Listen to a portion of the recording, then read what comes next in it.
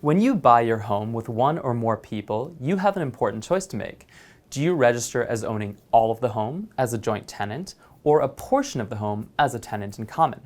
Wait, stop. Before I go on, I have to say this. This video is not intended to be taken as legal advice. This video is meant to be educational. We'll go over a few examples, but the choice should always be with the advice of your lawyer or notary. All right, back to the video. Whew.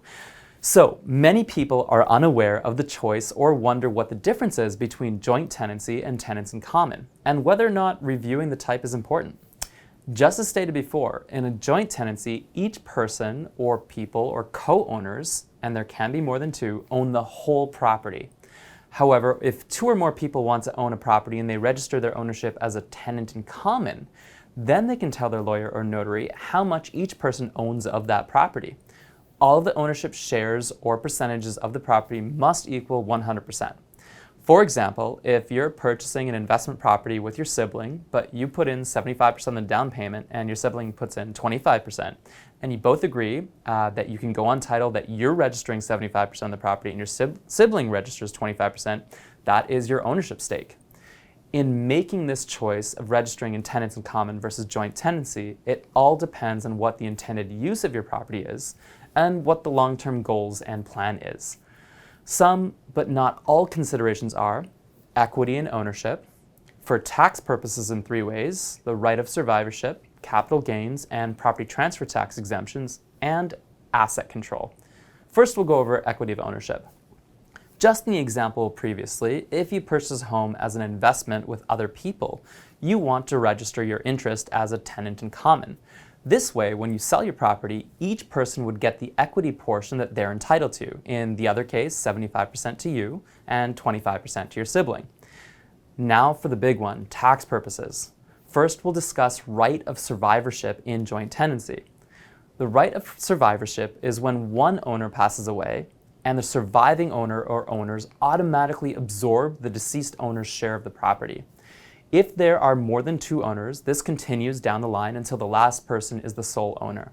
Right of survivorship is important because upon death, all of the deceased assets becomes part of the person's estates and will be subject to probate fees and be taxable. A joint tenant's property will bypass going into a deceased estates, bypassing probate fees, and go straight to the other owner. A quick note on right of survivorship: it doesn't really work to leave your interest as an owner in a joint tenancy to anyone else in a will. In other words, if you're on title with someone who is not your family in a joint tenancy situation and you want your family to get the share of the property when you pass away, it should be in tenants in common because it won't go as smoothly to your family. Notwithstanding, this doesn't mean that you can't give a share of your property that is currently held in a joint tenancy to somebody else. It's just a little bit more difficult to do, and there will be taxes. On the other hand, if you register as a tenant in common and one tenant in common dies, that person's share of the property becomes a part of the deceased's estate. It's subject to probate fees and will be first taxed and then distributed to the beneficiaries of the deceased person's estate. Next, capital gains. For tax purposes, if you buy a home to live in and the property increases in value and then you sell, the increase or money that you made in your home is tax-free. In other words, in Canada, your principal residence is tax exempt. However, if you purchase a property as an investment and it increases in value and then you sell your home, you have to pay capital gains on the increase in value. Now, let's look at a situation we see often. Say you and your parents purchase a home together, but you're living in the home and they're not. What you could do is register yourselves as tenants in common, with you owning 99% of the property and your parents only owning 1%. If the property increases in value while you're living there and then you sell the property, your share of the increase, or 99%, would not be taxable, whereas your parents' share, 1%, could be. This is an excellent option for those who want to minimize taxable capital gains. This is also the case with property transfer tax. If one person is exempt and they want to own 99% of the property, the other person purchasing the property would only have to pay their share of ownership. So if the property transfer tax was supposed to be $5,000, it could be decreased down to $50 if the property is purchased in a tenants in common situation. Lastly, asset control is very important. Joint tenancy means you and all of the other owners own 100% of the property.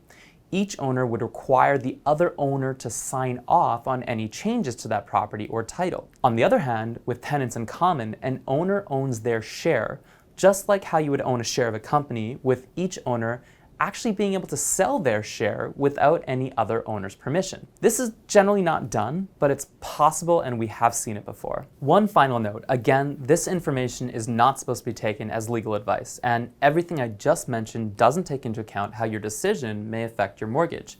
Quick example, lenders don't care if you register as a tenant in common or a joint tenant, but it's almost impossible to mortgage just one person's share of tenant in common without taking into account everybody else's. Thank you so much for watching. I'm Eitan Pinsky at Pinsky Mortgages, a Vancouver, British Columbia-based mortgage team. If you enjoyed this video, please share it with somebody who you think could benefit from the information.